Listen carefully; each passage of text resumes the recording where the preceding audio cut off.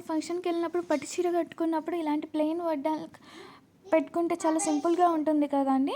So, మనకు కొంచెం ఏదైనా యాడ్ చేసి మంచిగా గ్రాండ్‌గా లుక్ ఇవ్వాలంటే ఈ విధంగా చేయండి. మన దగ్గర ఏదన్నా పాతది వాడని హెవీ ఇయర్ రింగ్ ఉంటే ఇది ఇలా చేయండి. వెనక దిమ్మ పెట్టేసి నేను చూపిస్తున్న వీడియోలో చూపిస్తున్న విధంగా పక్కకి బెండ్ చేసేయండి. ఆ బెండ్ చేసిన దాన్ని ఏదైనా కొంచెం స్టిక్కర్ తోటి అతికిచ్చేసేయండి. అప్పుడు అది స్టిఫ్‌గా ఉంటుంది. నేను ఈ క్లిప్ చూపించలేదు. ఇందులో మిస్ అయిపోయింది.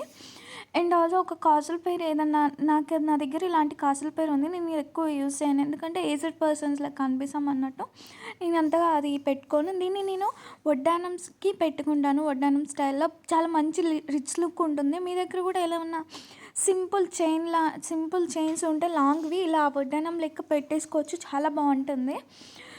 అండ్ ఇంకో టిప్ ఏంటంటే, మనకు జడకు వచ్చిన బిళ్ళలు ఉంటాయి కదా అండీ! అవి ఇట్లా సింగిల్‌గా ఉన్నప్పుడు ఏం చేయాలంటే, టూ వే ప్లాస్టర్ ఉంటది గదా! డబుల్ సైడెడ్ ప్లాస్టర్ తీసుకొని, ఇప్పుడు నేను ఈ వీడియోలో చూపిస్తున్న విధంగా అతికిచ్చేసేయండి. చూడండి ఎంత బావుందో! లక్ష్మీదేవిది అమ్మవారి ఫేస్ వచ్చేసి అది బిళ్ళలు ఎంత బాగున్నాయి కదా!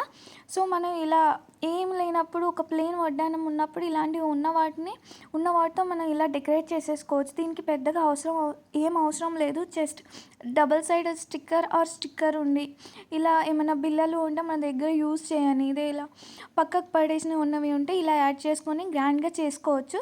మీకు ఈ టిప్ నచ్చితే